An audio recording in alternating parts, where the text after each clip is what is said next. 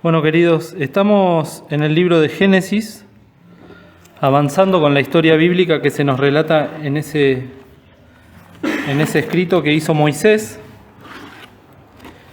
Y en el día de hoy nos corresponde hablar un poco acerca de uno de los hombres más importantes de este libro del Génesis, que se llamó Jacob. Y para eso vamos a tener una pequeña lectura en el capítulo 25 de Génesis, y voy a leer desde el versículo 19 en adelante. Dice Génesis 25, 19, y estas son las generaciones de Isaac, hijo de Abraham. Abraham engendró a Isaac, y era Isaac de 40 años cuando tomó por mujer a Rebeca, hija de Betuel arameo, de Padán Aram, hermana de Labán arameo. Y oró Isaac a Jehová por su mujer, que era estéril, y aceptólo Jehová, y concibió Rebeca su mujer. Y los hijos se combatían dentro de ella, y dijo: si es así, ¿para qué vivo yo? Y fue a consultar a Jehová. Y respondióle Jehová: dos gentes hay en tu seno, y dos pueblos serán divididos desde tus entrañas. Y el un pueblo será más fuerte que el otro pueblo, y el mayor servirá al menor.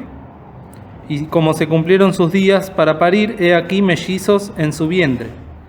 Y salió el primero rubio y todo él velludo, como una pelliza, y llamaron su nombre Esaú. Y después salió su hermano, trabada su mano al calcañar de Esaú, y fue llamado su nombre Jacob. Y era Isaac de edad de 60 años cuando ella los parió. Vamos a dar lectura por ahora hasta este versículo. Es una historia que creo que muchos de nosotros conocemos y que, como siempre decimos antes de empezar estas clases, son historias reales, historias que transcurrieron en este mundo hace muchísimos años. No saqué bien la cuenta, pero estimo que fue hace como 3.000 años ya que pasaron estas cosas. Y más también. Y así como la otra vez cuando estudiábamos acerca de las personas que bajaron del arca y a partir de ahí se formaron las distintas naciones del mundo, de los descendientes de Sem, que eran los semitas, hubo un hombre que se llamó Abraham, y del lomo de Abraham, como suele decir la Biblia, o de los muslos de Abraham, salieron muchas otras naciones. Y sabemos, ¿no?, que Abraham tuvo primero un hijo que se llamó Ismael, de donde salieron los ismaelitas, que hoy en día es el pueblo árabe que conocemos nosotros hasta hoy en día. También salieron otros hijos cuando murió la esposa de Abraham, y de ahí salieron otras naciones. Acá nosotros en estos estudios estamos centrando siempre la línea o la descendencia que después llevaría a dar lugar al nacimiento del Señor Jesús, que es lo que el Espíritu Santo se encargó de dejar escrito en la palabra de Dios para que nosotros entendamos de dónde sale el Señor Jesús. Y por eso los evangelistas, cuando comienzan, Lucas y Mateo, se encargan de explicarle a la gente de su época, pero también a nosotros, cómo desde Adán hasta el Señor Jesús estuvo esa línea genealógica, que era la línea que Dios había escogido para que el mundo tenga salvación, para que el mundo sea bendito. Esa línea, vemos acá que, por decirlo de alguna manera, cuando queda embarazada Rebeca, se bifurca, ¿no? Se abren dos caminos, porque eran dos los hijos que había en su vientre. Una cosa que hay que destacar y que llama la atención es que tanto la mujer de Abraham como la mujer de Isaac, como una de las mujeres de Jacob, que se llamaba Raquel, la Biblia nos dice que eran estériles. Llama la atención eso.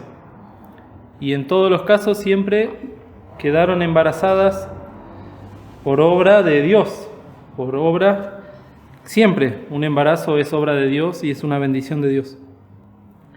Pero en este caso particular, algunas estaban en edad avanzada, como Sara, que tenía 90 años, y acá vemos, no sabemos la edad de Rebeca, pero sí sabemos que Isaac tenía 60 años cuando nacieron estos dos hijos. ¿Cómo? Ya habían pasado 20 años desde que Isaac se casó. Isaac se casó a los 40 y a los 60 fue padre de estos dos varones. Y lo que acá se destaca, para empezar ya, antes de que esta mujer Rebeca dé a luz, es una sentencia o una profecía dada por Dios a Rebeca, que está ahí en el versículo 23. Ella ya sentía en su vientre un combate. Eso es interesante, ¿no? Que evidentemente los bebés, que hoy en día la ciencia trata de decir que no son seres humanos, y el mundo guiado por el diablo está imponiendo esa ideología satánica. Acá vemos que había una guerra ya en el vientre de la madre y que ella fue a consultar a Jehová. Qué linda experiencia de Rebeca también. Algo que tendríamos que hacer todos en cada momento de nuestra vida, en cada situación, ir a consultar a Jehová. Los grandes fracasos que están registrados en la palabra de Dios por parte de los hombres fue justamente cuando no consultaron a Jehová o cuando Dios les mandó a hacer algo y no lo hicieron. Y eso tiene que aplicar directamente también en nuestra experiencia. Empecemos a cada uno de nosotros a volver atrás sobre nuestros pasos y ver. Bueno, el otro día contaba el pastor, ¿no? Como un hermano le decía, yo sé que a partir de ese momento mi vida pegó un vuelco para mal. Y seguramente nosotros, si nos ponemos a rememorar nuestras experiencias y nuestras decisiones también, fue porque no consultamos a Jehová, o si lo consultamos, no seguimos en eso que el Señor quería que hagamos, que es su voluntad. Acá Dios le responde a Rebeca muy claramente que uno de los hijos iba a servir al otro. Y por lógica y por lo que ya eran las tradiciones desde la antigüedad, en lo que ahora despectivamente se llama el patriarcado, pero que es una institución bíblica, donde los hombres mayores estaban a cargo de continuar el legado familiar, y no solo eso, sino que también a la hora de recibir la herencia material del padre, el mayor de los hermanos varones siempre recibía el doble de lo que recibían los demás. Esa era la bendición que acarreaba ser el primogénito en una familia. Acá deja muy claro Dios, antes de que nazcan los niños, la última parte del versículo 23, que el mayor servirá al menor. Y esto ya de por sí es algo que a Rebeca le habrá llamado la atención. Seguramente de esto se enteró después Isaac. Pero pasaron los años, nos dice la palabra de Dios que nacieron estos chicos y que después crecieron. Fíjense en el versículo 27. Antes de leer el 27, es interesante también los nombres que se les ponían a las personas. Siempre los nombres bíblicos tienen un significado. Hoy en día ya no se le da tanta importancia a eso, pero para Dios siempre son importantes los nombres. Muchas de las personas fueron nombradas por Dios antes de nacer. A Isaac, por ejemplo, Dios le dijo que se tenía que llamar Isaac. Y sabemos de nuestro Señor Jesucristo que Dios le habló a María diciéndole cómo se tenía que llamar. Acá a Esaú lo llamaron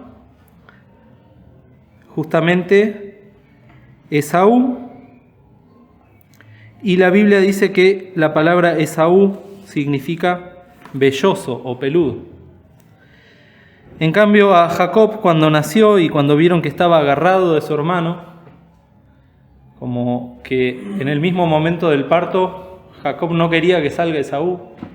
Veamos cómo son las almas, que a pesar de que son bebés ya tienen esa conciencia espiritual que nosotros no la llegamos a entender, pero le llamaron Jacob justamente porque quiere decir suplantador o el que suplanta. Y también quiere decir aquel que toma por el talón. Y esto quizás los padres no lo sabían, pero iba a marcar también la forma de ser de estos dos hombres, y también Dios, que conoce el futuro, también sabía cómo iban a proceder estas dos personas a lo largo de su vida. Fíjense el 27 para ir avanzando. ¿Quién puede leerlo? Crecieron los niños y Esaú fue diestro en su casa, hombre de campo. Jacob empero era varón quieto que habitaba en tiendas. Acá nos muestran dos características también muy distintas ya. Uno era lampiño, el otro era peludo. Y uno era hombre de casa, seguramente era una persona fuerte, valiente, como lo habrá sido Nimrod en su momento. Y esa valentía y esa fuerza, si no se la lleva a los pies del Señor, provoca que una persona se torne orgullosa, soberbia. Y más en esa época, cuando ellos tenían que valerse de su propio esfuerzo.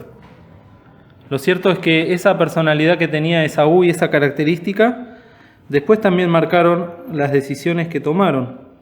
Y desde que soy chico que me llamaba la atención esto cuando dice acá la característica de Jacob. ¿Cómo era? Era varón quieto. Y uno cuando dice eso, ¿qué se le ocurre? Tranquilo, ¿qué más? A mí siempre de chico en la mente era eso, era un vago, que le gustaba estar en las tiendas. El hermano cazador, trabajador. Pero fíjense que hay una palabrita, o mejor dicho, una referencia a la palabra quieto, que dice que era varón perfecto. Y ahí ya nos está diciendo otra cosa la Biblia. Esa palabra que acá la tradujo el hermano que tradujo la Biblia al castellano y le puso quieto, y después aclaró que también se puede leer como perfecto, es la misma palabra que Dios usa para referirse a Job. Vamos ahí al libro de Job. Antes de los Salmos está Job.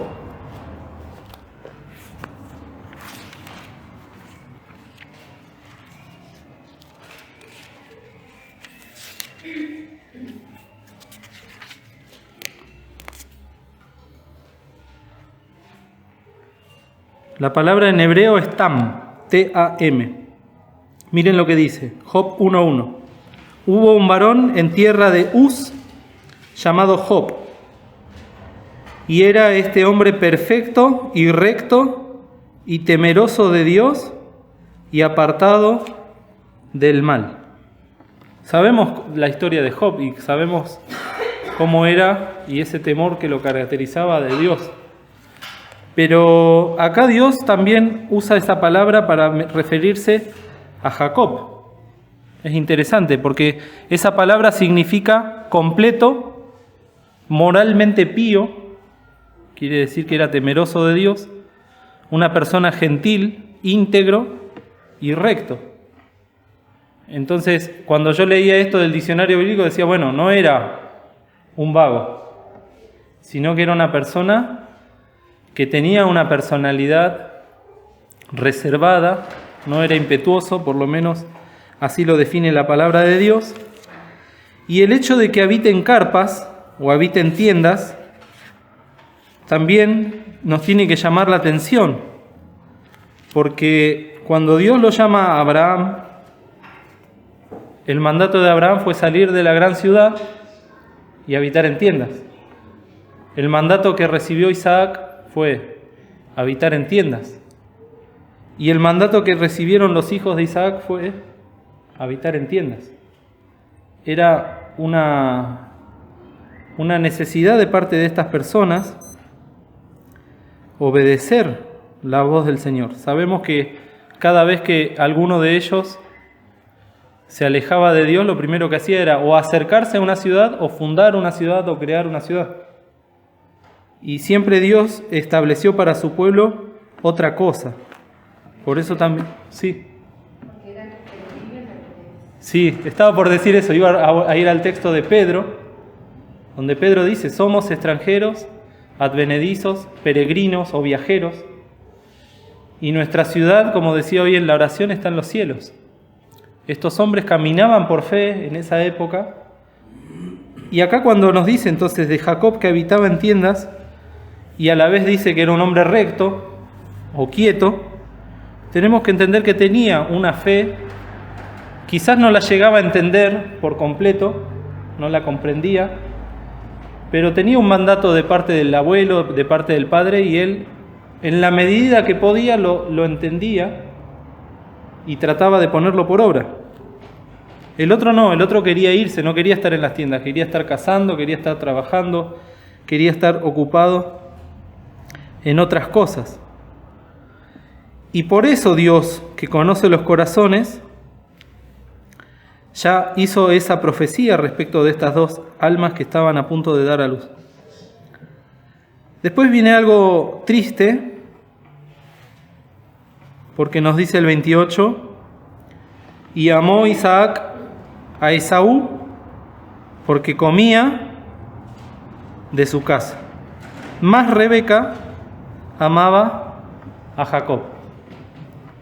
Acá vemos como aún los padres, conociendo la profecía de Dios, y en vez de humillarse y seguir la voluntad del Señor, ya cada uno tomó una inclinación por cada uno de sus hijos. En el caso de Isaac con Esaú, fíjense lo que lo atraía de su hijo, que le daba de comer. A los que nos gusta la carne, no hay nada más lindo que venga alguien y nos traiga, ¿no? Algo para comer todos los días. Y así fue como el alma de Isaac se apegó más a la de su hijo Esaú, a la de su hijo mayor, y el alma de Rebeca a la del menor. Después nos cuenta otra historia, no sabemos cuándo pasó, en el transcurso de su vida, pero nos dice que Jacob estaba haciendo un potaje, lo que nosotros conocemos como hoy en día un guiso de lentejas, y ese guiso tenía color bermejo, o sea rojo, y en una oportunidad en la cual Esaú llegó a la casa hambriento, vio esa comida y se la pidió al hermano. El hermano que, a pesar de esto que se nos dice en los versículos anteriores, que era quieto y que habitaba en tiendas, también tenía una personalidad que el hermano que escribió los libretos dice, era egoísta, ambicioso y sin muchos escrúpulos. ¿Qué son los escrúpulos? Siempre usamos la palabra escrúpulos, pero no tiene escrúpulos, no tiene cuidado, ¿no? No tiene límites. No, conciencia, pudor. Es como que una persona está librada a lo que le dicte su corazón. Y ahí vemos una ambigüedad, ¿no? Por un lado, nos dice la palabra de Dios que era quieto, apartado, era una persona moralmente pía. Eso es lo que dice el diccionario bíblico. Por otro lado, vemos que la actitud carnal que tenía era ser ambicioso, egoísta y sin escrúpulos. Y eso es una figura no solo de todos los hombres, sino particularmente de aquellos que somos hijos de Dios. Porque aquellos que hemos renacido, que tenemos a la nueva criatura, aún mientras estemos en este mundo, vamos a convivir con nuestra carne, el viejo hombre. Y en la Biblia dice en el Nuevo Testamento que el viejo hombre está viciado, está lleno de todas las cosas que son malas y que son pecaminosas. Y entonces siempre se está manifestando una parte o la otra. Fíjense en Gálatas.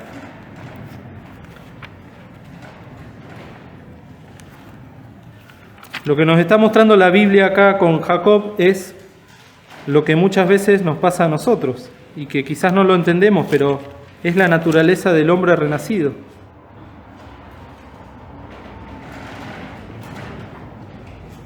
Gálatas capítulo 5, página 215.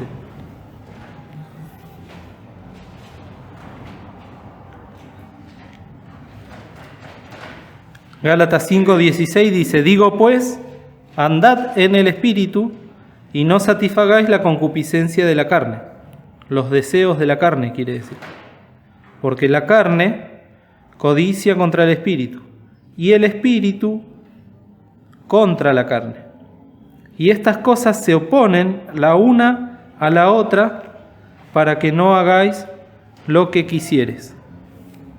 Esto es tremendo porque nos describe tal cual es nuestra vida.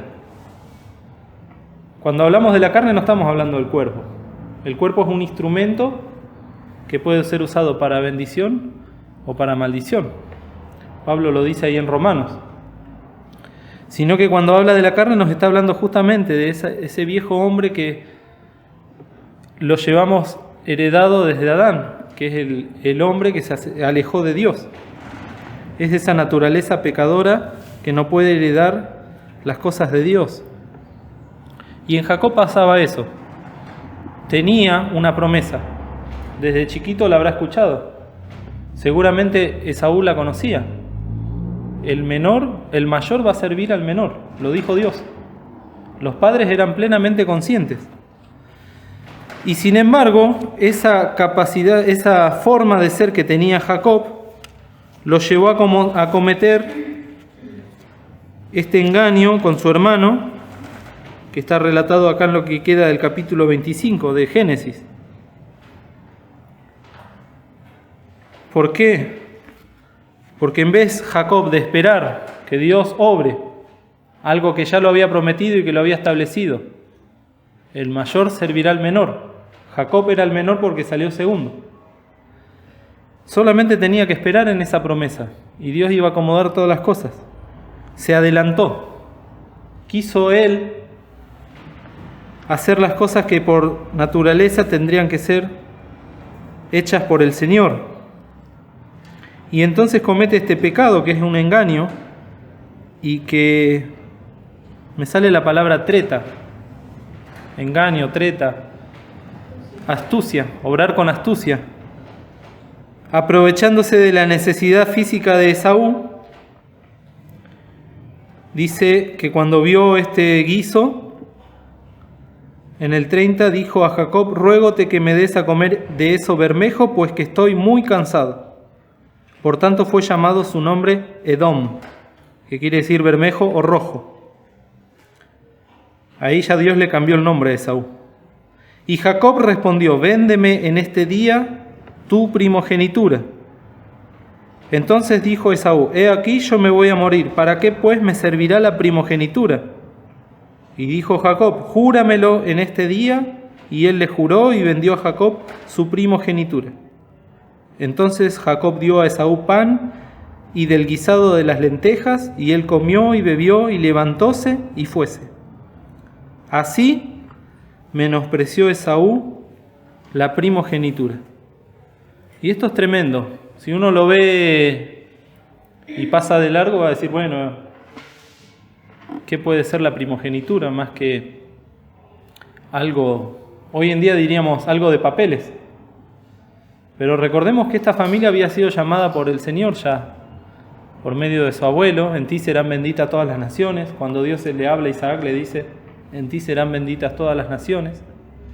Ellos ya sabían de la existencia del Mesías que era prometido. Abel ya sabía de la existencia. Enoc dice que caminó con Dios y después desapareció porque Dios se lo llevó, pero después cuando leemos en Judas dice que predicaba, ¿qué cosa? Enoc, séptimo desde Adán. El Señor es venido con sus santos millares. Entonces, había conocimientos del Mesías. Esta familia era muy consciente de esto. Y Esaú no le importó, porque el que iba a llevar la bendición y la primogenitura iba a ser del cual después venga este Mesías. Y el hermano Fey, que escribió el libro, dice, a pesar de lo que era este hombre Jacob, nos dice que espiritualmente hablando apreciaba y deseaba la bendición de Dios. No solo la bendición material de la herencia que le podía llegar a dejar el Padre, sino sobre todas las cosas la bendición espiritual, que eso llevaba consigo ser el Padre de lo que después iba a ser el Mesías, que fue nuestro Señor Jesucristo.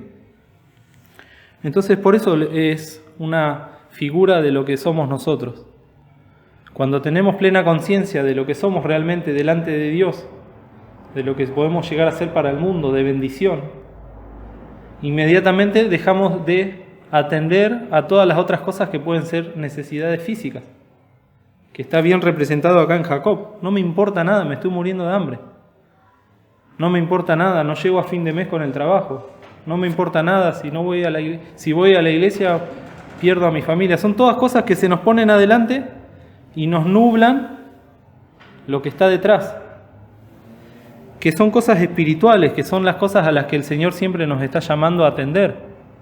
En Colosenses 3 dice, si habéis pues resucitado con Cristo, buscad las cosas que están arriba, en los cielos, y no las de la tierra. Siempre es la misma experiencia. Acá la vemos representada en estos dos hermanos. Jacob estaba deseoso de recibir la bendición espiritual. Lamentablemente, lo hizo con astucia, con engaño. Lo hizo pecando. Dios se la iba a dar de todas maneras porque ya lo había prometido. Él no pudo esperar. Pero también la Biblia nos habla de Esaú. Fíjense en Hebreos capítulo 12. Casi al final de la Biblia, en la página 254.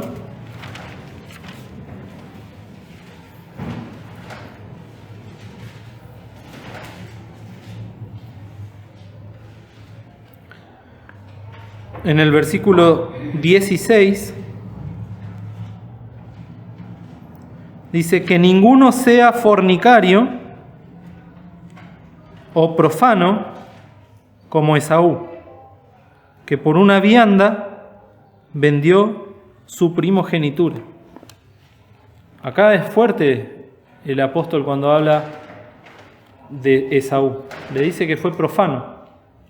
Y la palabra profano quiere decir fuera del templo, apartado de Dios. En vez de allegado a Dios, como habíamos dicho que era Jacob, que era quieto, acá es todo lo contrario. Es cuando algo es menospreciado y se aleja de las cosas de Dios. Literalmente es lo contrario a lo sagrado, y que a los ojos de Dios es algo que está pisoteado. Eso quiere decir profano, algo pisoteado, algo que ya es un trapo, es algo inmundo. Dios siempre mandó a su pueblo a tener mucho cuidado con las cosas santas, con las cosas de su pueblo. Por eso al rey de Babilonia así le fue cuando usó los vasos del templo, ¿no?, para hacer ese festín. Esa misma noche murió. Entonces una persona profana, dice el diccionario, es una persona que carece de toda relación o afinidad con Dios.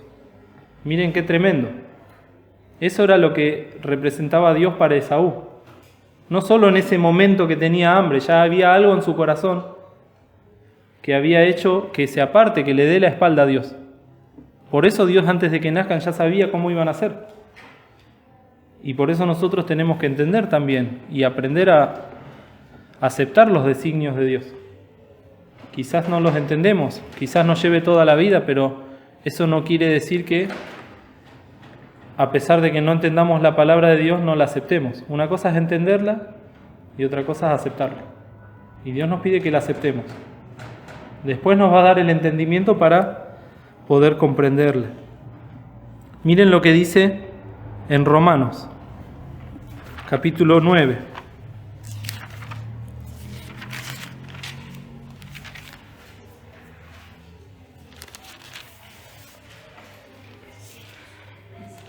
...178...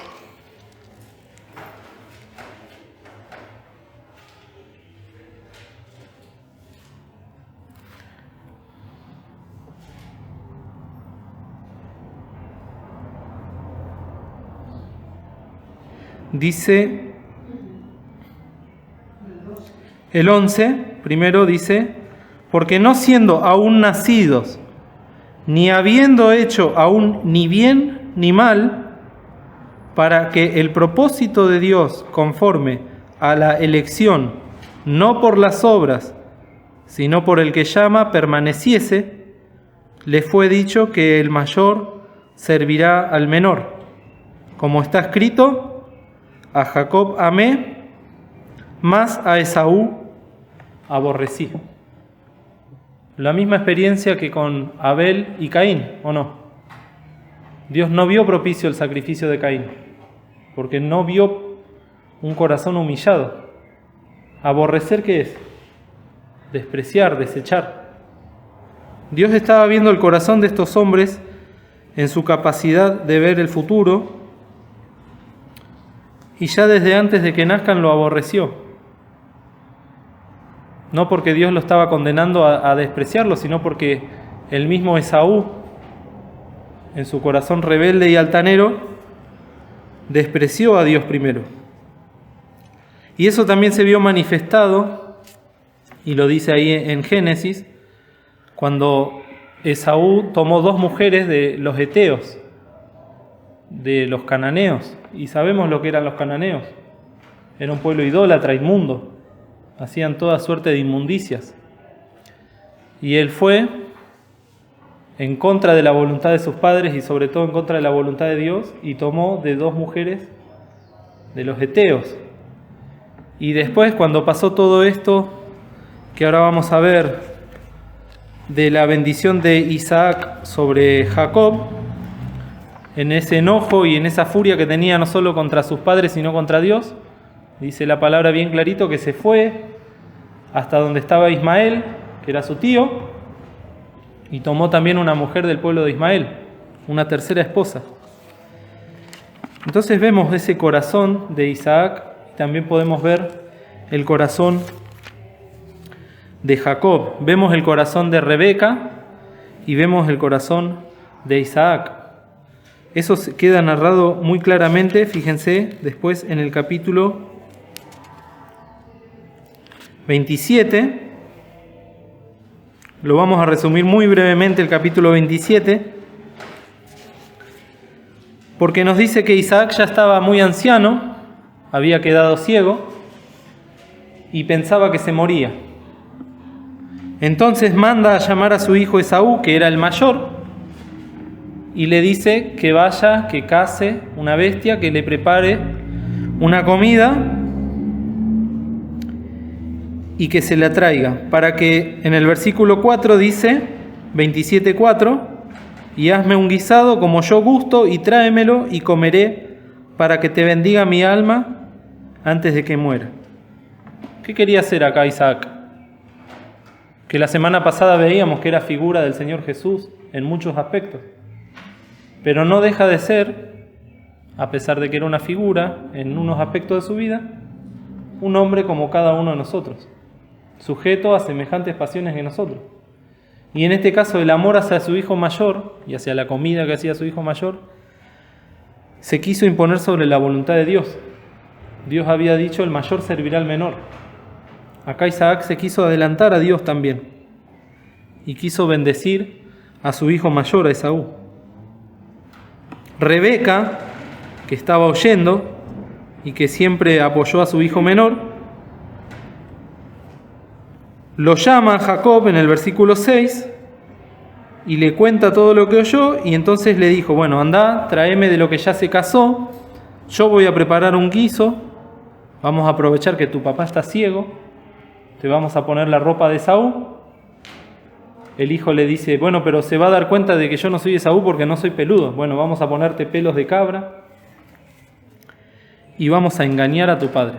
O sea, hicieron toda una coartada para robar la bendición de parte de Isaac. Al punto tal que esa coartada funcionó. Y es acá donde Isaac le da la bendición a Jacob al final del versículo.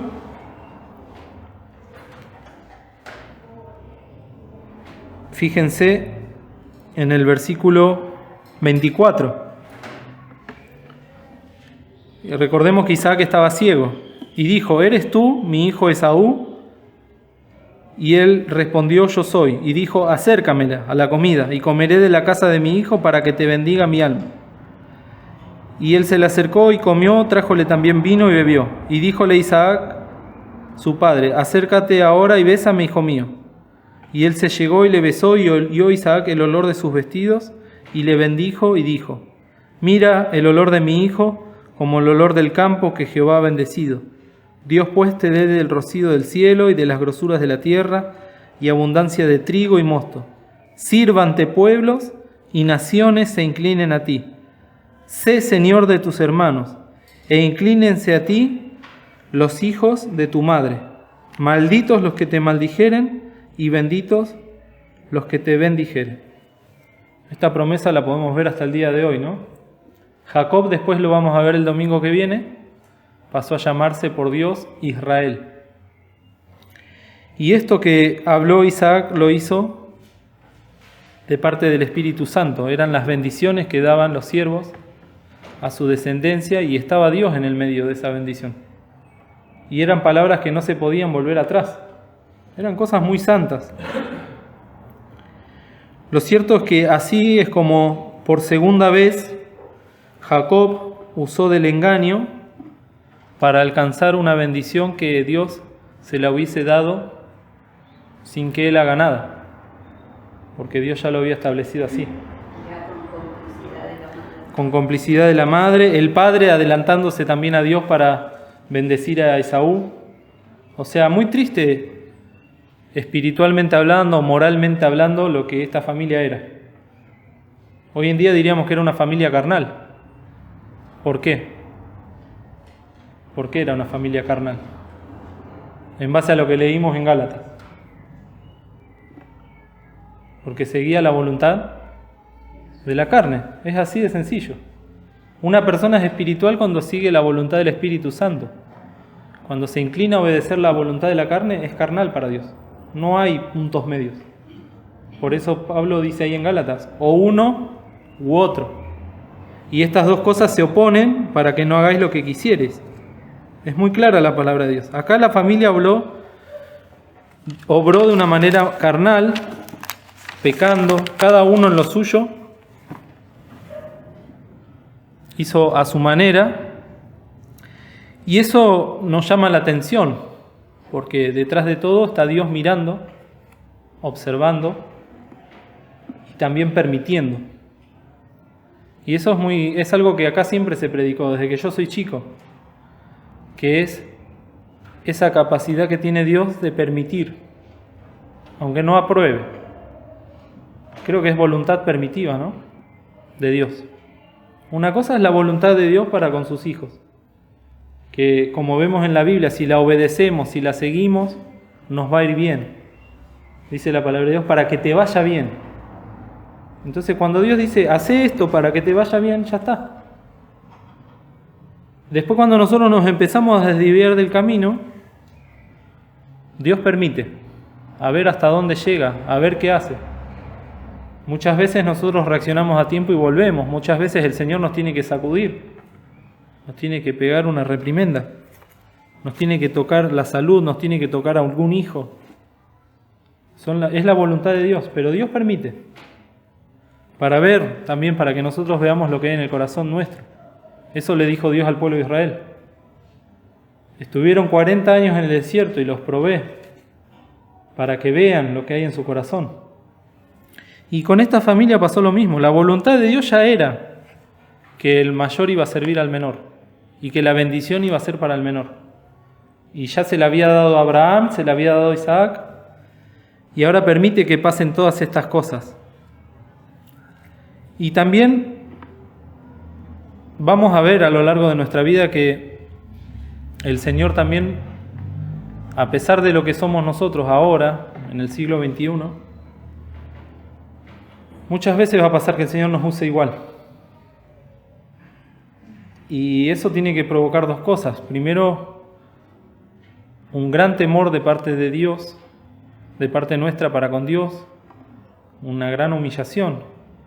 ¿Cuántas veces nosotros, estando en pecado, el Señor nos abrió la boca para que evangelicemos a un alma? Y a pesar de que nos caemos de vergüenza, no podemos dejar de anunciar el Evangelio. Y eso es lo que Dios escogió. Dios lo deja bien claro ahí en Corintios, ¿no? Cuando dice, vamos a leerlo porque es muy lindo. 1 Corintios 1.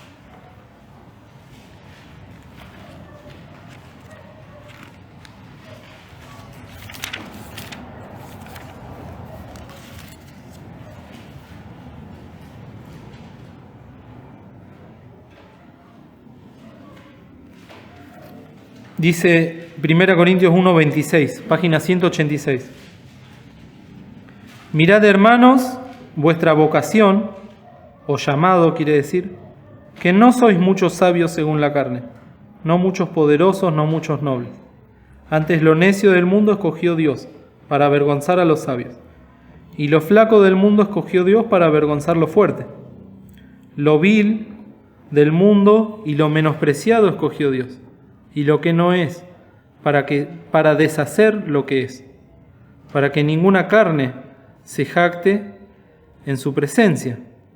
Mas de Él sois vosotros en Cristo Jesús, el cual nos ha sido hecho por Dios sabiduría y justificación y santificación y redención, para que, como está escrito, el que se gloría, gloríese en el Señor.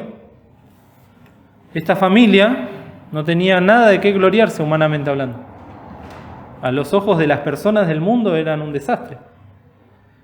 En otro capítulo se relata que Isaac fue a los filisteos a habitar y cometió el mismo pecado que su padre había cometido 2 veces. Dijo que su esposa era su hermana.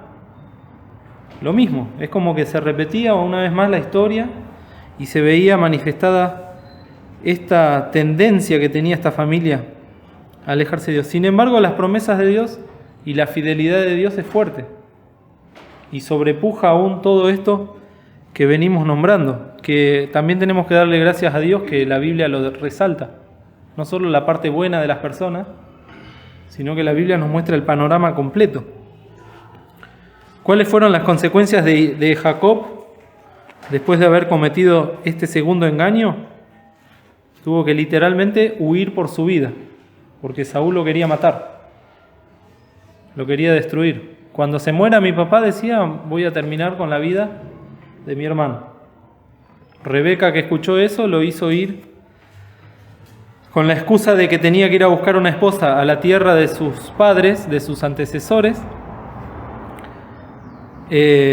Jacob emprendió entonces esta huida. Y en medio de esta huida,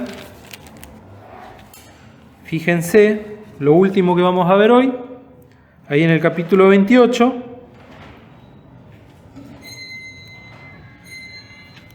donde dice en el versículo 10, Génesis 28:10, y salió Jacob de Beerseba y fue a Aram, y encontró con un lugar y durmió allí porque ya el sol se había puesto. Y tomó de las piedras de aquel paraje y puso a su cabecera y acostóse en aquel lugar. Y soñó, y he aquí una escala o escalera que estaba apoyada en tierra, y su cabeza tocaba el cielo, y he aquí ángeles de Dios que subían y descendían por ella. Y he aquí Jehová estaba en lo alto de ella, el cual dijo: Yo soy Jehová, el Dios de Abraham tu padre, y el Dios de Isaac. La tierra en que estás acostado te la daré a ti y a tu simiente. Y será tu simiente como el polvo de la tierra, y te extenderás al occidente y al oriente, y al aquilón y al mediodía, y todas las familias de la tierra serán benditas en ti y en tu simiente. Ahí está hablando directamente del Señor Jesús. Y aquí yo soy contigo, y te guardaré por donde quiera que fueres, y te volveré a esta tierra, porque no te dejaré hasta tanto que haya hecho lo que te he dicho. Qué palabras, ¿eh? Esas palabras el Señor nos las está diciendo a nosotros ahora. A pesar de todo lo que somos, el Señor nos dice, yo soy contigo y te guardaré. Entonces, quedémonos con estas palabras ahora. No importa lo que era Jacob, el Señor iba a hacer una obra en él. Esa obra estaba empezando este día, el día que Jacob conoció a Dios. Fíjense,